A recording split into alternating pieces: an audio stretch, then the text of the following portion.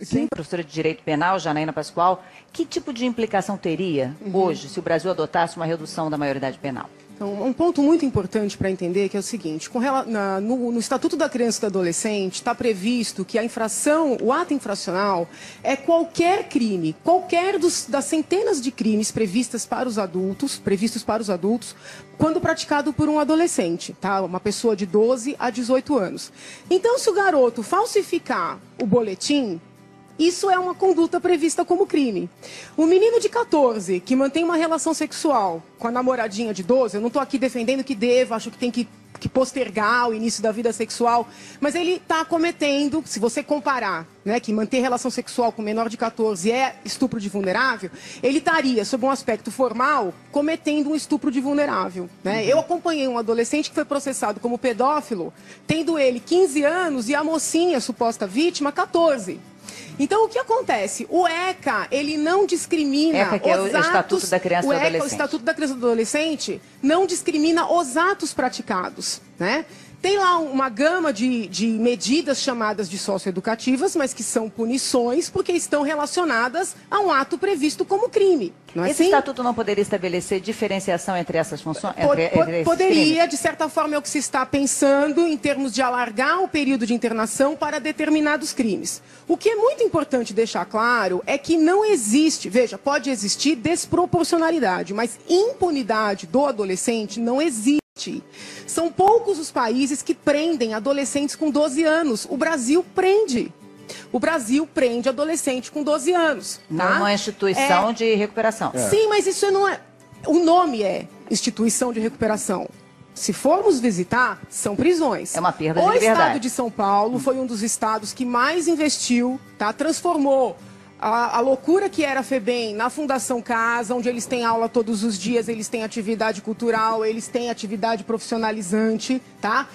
Tem gente que acha que não adiantou nada, eu leio diferente, porque levantem os números de São Paulo, né? Nós temos, dentre os internos em São Paulo, que são quase 9 mil, 1,5% por homicídio e latrocínio, ou seja, atos infracionais equivalentes. Né? Nós temos muitos casos por tráfico, mais de 40%, mais de 40% por roubo. Os números de São Paulo mostram que os atentados à vida, não importa o nome que se dê, são muito menores do que o resto do país. Então isso é um ponto importante. Eu acho que esse investimento do Estado já reverteu.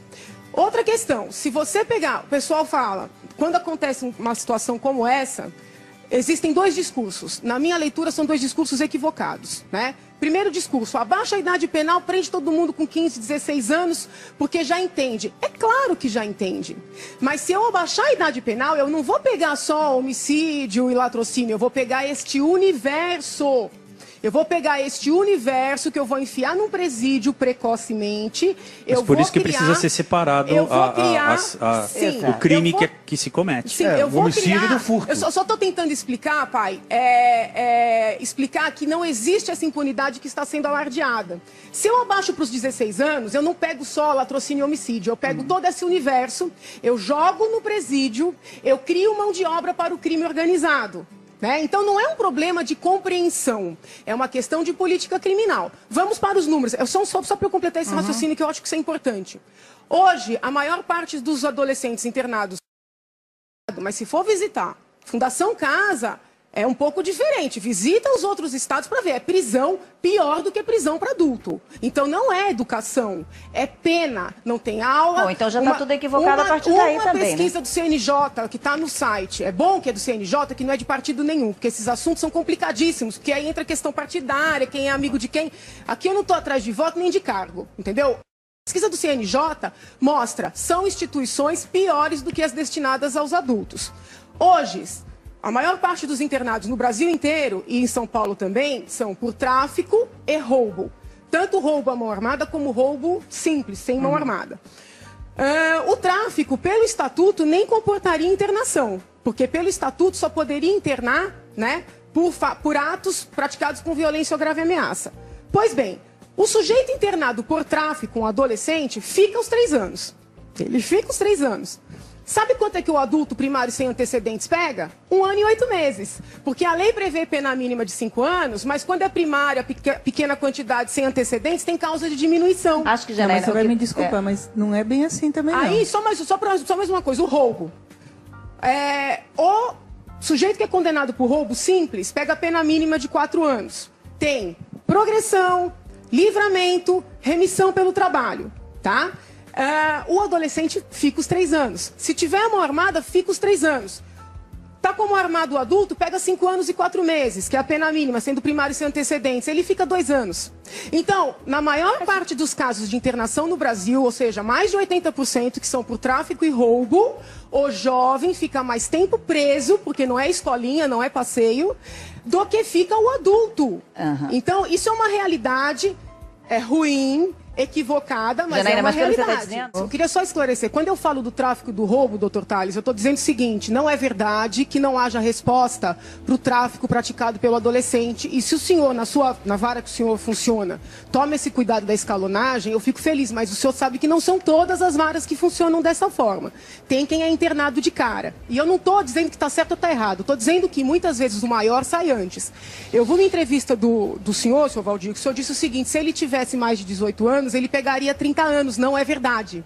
Você abre o código e vê a pena máxima do latrocínio. No entanto, uma pessoa que é pega a primeira vez no latrocínio vai pegar a pena mínima, é crime hediondo, progride em 2/5. Ou seja, o maior fica 8 anos, porque são os 2/5, o menor fica 3. Mas é uma mudança que nós estamos brigando também. Veja bem. Que aumente essa pena de 30 para 50.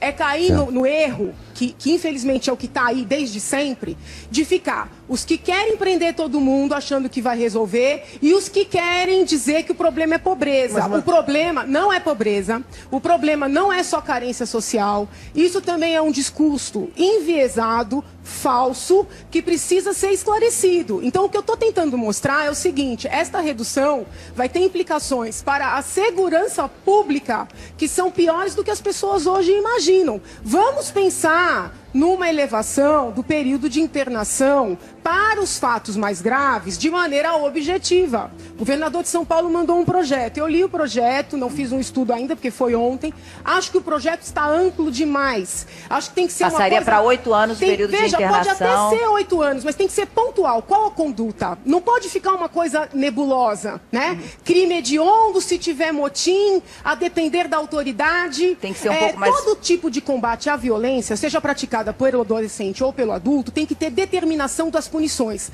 Até para ter esse efeito dissuasório, até para ter o efeito de que o que acontece comigo, tem que ser objetivo. Então, é roubo, 3 anos, é latrocínio, 5 anos de internação. Eu sou firme na opinião de que não pode misturar adolescente até 18 anos com adulto. Queria fazer um comentário, o doutor Tales até pode dizer se eu estou mentindo ou não. Eu acredito que ele vai dizer que não. Eu atendi muitas mães de meninos viciados em crack, tá? Pais também. Aí essa mãe vai no psiquiatra e ele fala, mãe, não dê dinheiro para esse menino, não importa ser muito rico, o dinheiro que tem, né? Porque o menino vai comprar pedra. Então a mãe não dá o dinheiro. O menino vai pra rua, pega a faca, assalta. Às vezes o menino mata, tá? Aí o que acontece? Essa mãe no desespero acorda cedo, amarra o menino no pé da cama. Eu não tô brincando, tá? Põe corrente. O Ministério Público processa a mãe por cárcere privado. Aí o governo do estado faz um convênio com a OAB, que eu sou membro do conselho. São 70 advogados trabalhando de graça todo dia no Cratódio. O doutor Tales deve saber que eu não estou mentindo. A Defensoria Pública se manifesta contra processo por processo. E ainda ameaçou processar os meus colegas que estão trabalhando de graça por desrespeitar a ética. Faz anos que eu escrevo que a droga está relacionada com a violência. Sabe quem publica meus textos? Ninguém. Sabe por quê? Porque é politicamente incorreto falar que droga está ligada à violência. Porque não, mas eu acho que hoje nós estamos com várias campanhas já, até de internação compulsória. As campanhas são fortes dos formadores de opinião nesse país, são para a legalização de droga. Todas as pesquisas de mestrado e doutoramento feitas nas faculdades de Direito, muitas vezes com fomento de órgão público, são no sentido de legalização. Então é o seguinte, quando o governo quer fazer um trabalho preventivo Né? E não é passar carrocinha, que eu tenho até texto publicado, eu sou contra passar carrocinha na rua, recolhendo quem está jogado no chão. É atender a família que pede uma alternativa. O que sobra para a mãe? Ela não pode amarrar o filho no pé da cama, ela não pode dar dinheiro, ela não tem como segurar, só sobra entregar o filho depois que ele matou o filho de alguém. Entendeu? E os órgãos que dizem que são defensores dos direitos humanos, né? E que no aspecto da não redução concordam comigo, quando eu levanto esse ponto, não é com eles que eu estou falando. Então eu queria que o doutor...